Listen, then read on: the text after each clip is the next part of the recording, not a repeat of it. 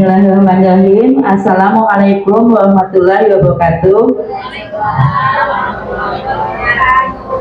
Alhamdulillahirabbil alamin.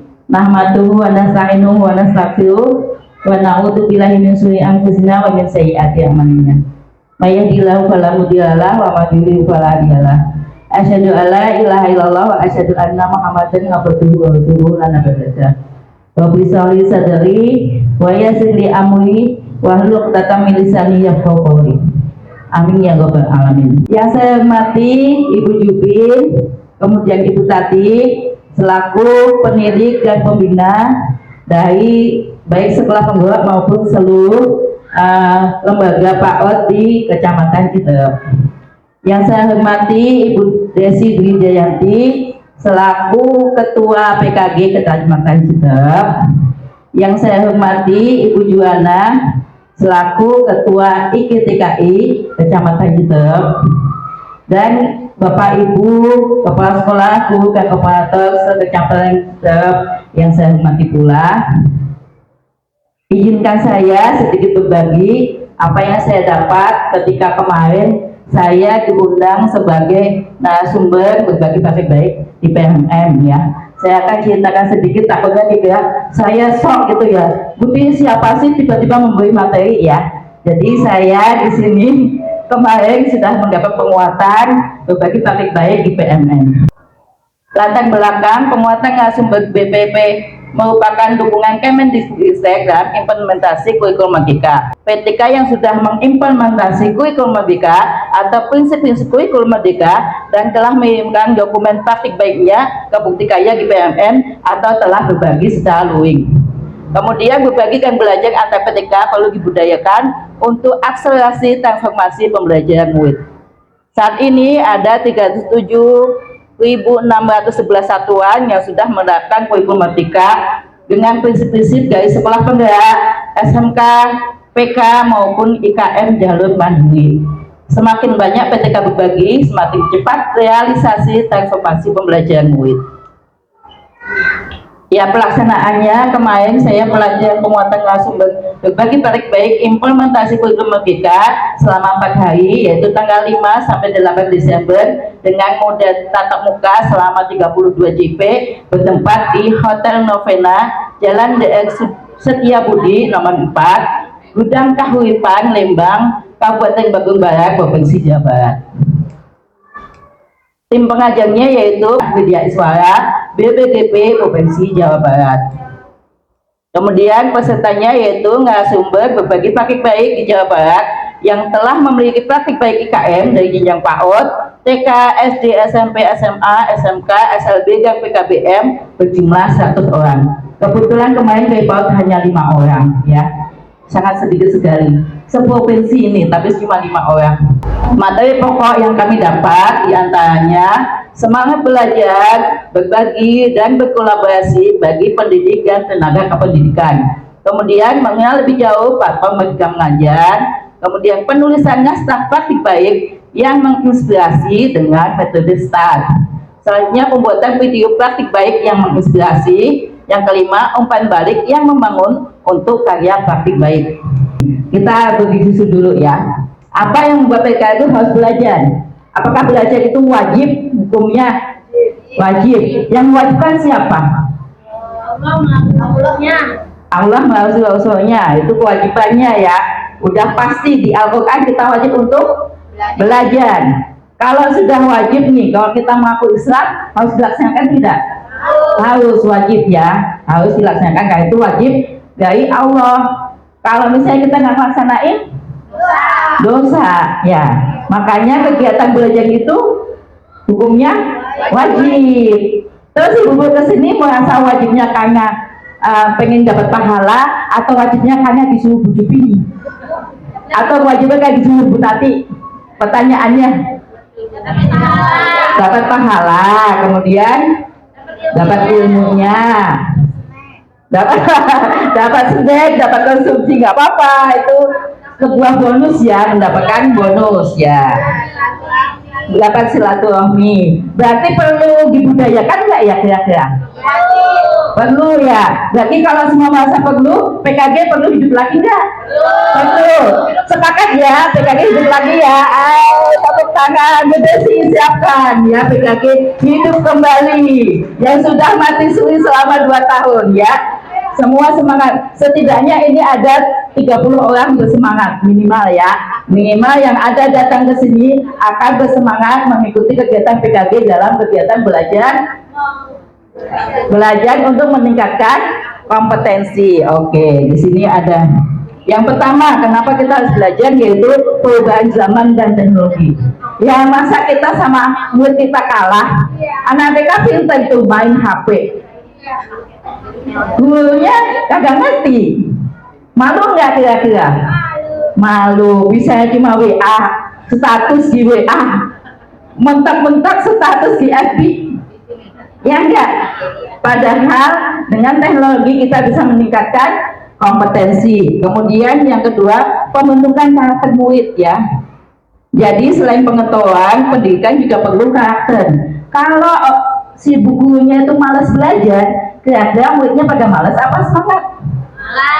Males. Jadi semangat belajar anak itu dari guru dulu. Ketika guru semangat belajar, maka nanti murid otomatis akan bersemangat untuk belajar.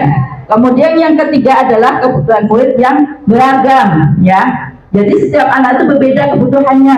Kalau kita tidak tahu cara mendidik anak, si A, si B, si C, si D yang berbeda, kemudian kita samaratakan, ayo tulis huruf A, ayo tulis huruf B, samaratakan. Kira-kira anak ada yang stres nggak?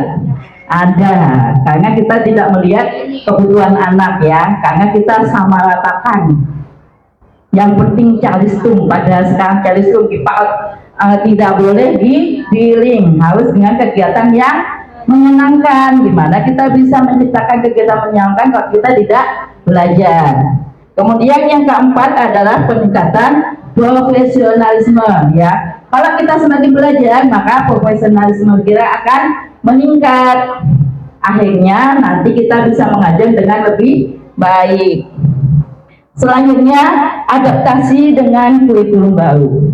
Setiap ganti kebijakan ya, setiap ganti pemerintahan pasti ganti menterinya. Kalau ganti menterinya, ganti kurikulumnya. Tapi kira-kira kalau kita sebagai pelaksana kurikulum, males nanti juga ganti lagi. Atau kita belajar? Belajar. Ikuti perkembangan kurikulum yang ada. Karena kurikulum berkembang akan dinamis ya. Kalau kita misalnya di kurikulum 2013 saja belum paham, ketemu kurikulum kita nggak mau belajar, nanti ketemu kurikulum selanjutnya gimana mau bisa? Karena tidak terbiasa untuk belajar. Tujuan kita belajar yaitu terciptanya ekosistem pendidikan yang membudayakan belajar, berbagi, dan berkolaborasi melalui berbagi praktik baik. Jadi misalnya si ibu ini dia bisa tepuk-tepuk, bagikan dong temannya yang belum bisa nyanyi, bagikan ya. Apapun yang kita bisa, kita bagikan kepada teman kita supaya semua pendidik PAUD mempunyai kemampuan yang sama dalam mendidik anak. Jadi kita tidak lagi bersaing masalah berapa jumlah murid, tapi kita bersaing di mana kompetensi kita sebagai guru adalah berkualitas, sehingga hasil yang ke anak itu akan optimal. Ini tampilan bukti kaknya, nanti kita langsung buat IPMM ya, jadi nggak usah saya jelasin. Nah, kategori untuk bukti karya ada artikel, ada kepemimpinan sekolah, ada praktik pembelajaran, ada praktik baik, FPP modul ajar, bahan ajar, dokumentasi teknis yang lainnya. Nah, untuk yang praktik baik ini ada syaratnya, yaitu penyusunan baik-baik itu dengan metode STAR. Yang pertama situasi, yang kedua tantangan, yang ketiga berarti apa? Aksi. Kemudian refleksi. Misalnya keadaan murid yang berbeda-beda, beda latar belakangnya, beda cara belajarnya, atau beda apanya. Kemudian tanya apa? Menciptakan pembelajaran yang dapat mengakomodir perbedaan dari setiap murid. Kemudian aksinya apa? Kita membuat aksi pembelajaran yang bisa mengakomodir semua kebutuhan murid. Kemudian refleksinya dengan kegiatan aksi nyata ini ternyata seperti apa. Misalnya contohnya di sekolah saya sebelumnya kan kami menggunakan masih umum ya, kelompok ya, kelas kelompok. Kemudian begitu dapat kurikulum kita, kami menggunakan kelas invitasi.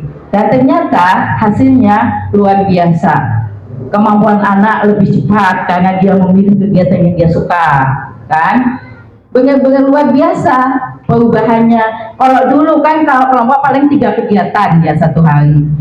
Kalau invitasi, buku nyiapin 8 ragam kegiatan. Dari 8 setiap satu itu antara 3 sampai 5 kegiatan. Anggap aja 3 kegiatan. Jadi satu hari siapin 24 kegiatan untuk anak pilih. Jadi anak kan senang, yang sini belum, ke sini belum. Akhirnya jam 11 juga belum mau pulang. Karena dia pengennya semua kegiatan mau dilaksanakan. Tapi kalau belum selesai besok lagi, seperti itu kan. Itu luar biasa hasil ke anak ya. Ketika kita bisa mengakomodir semua kebutuhan anak. Selanjutnya ini kalau untuk upload bukti karya, artikel hanya PDF, kepemimpinan hanya video, praktik pembelajaran bisa PDF, bisa video, praktik baik bisa PDF, bisa video, RPP hanya PDF, bahan ajar bisa dua-duanya, dokumen teknis hanya PDF dan lainnya bisa dua-duanya. Ini dokumentasi ketika saya mengikuti kegiatan penguatan narasumber berbagi praktik baik tanggal 5 sampai 8 Desember kemarin, kegiatan diskusi, kemudian presentasi hasil diskusi ya. Kemudian pentingnya berbagi praktik baik. Dengan berbagi, guru dapat terus belajar dan mengembangkan potensi ya. Jadi ketika kita berbagi, kita belajar dulu ya. Nggak mungkin dong kita mau berbagi tanpa belajar. Otomatis dengan kita belajar dulu, ilmu kita bertambah ya. Kemudian setiap guru mungkin menghadapi tantangan yang unik dalam belajar, mempunyai tantangan yang berbeda. Ketika dia berbagi, saya misalnya guru saya tantangannya misalnya ada anak yang speak delay gitu ya. Kemudian cari nih caranya gimana biar anak ini bisa berkembang gitu kan. Kemudian dia berhasil. Keberhasilan itu dia bisa jadikan sebagai praktik baik yang dia bagikan kepada temannya. Ketika temannya menerapkan dan berhasil, bagi luar biasa ya ilmu yang telah dia terapkan, kemudian diikuti orang lain, pahalanya mengalir ya. Kemudian variasi metodologi ya seperti tadi ya. Jadi setiap guru punya metode sendiri-sendiri dalam menangani anak. Kalau berbagi, ya, ketika saya misalnya menemukan anak yang begini, kemudian ternyata Bu Jona sudah menangani terlebih dahulu, kemudian Bu Jona berbagi ke saya mengikuti dan ternyata berhasil, luar biasa ya. Kemudian dukungan emosional, mengajar bisa menjadi pekerjaan yang menantang secara emosional, ya nggak Bu? Betul kan ya.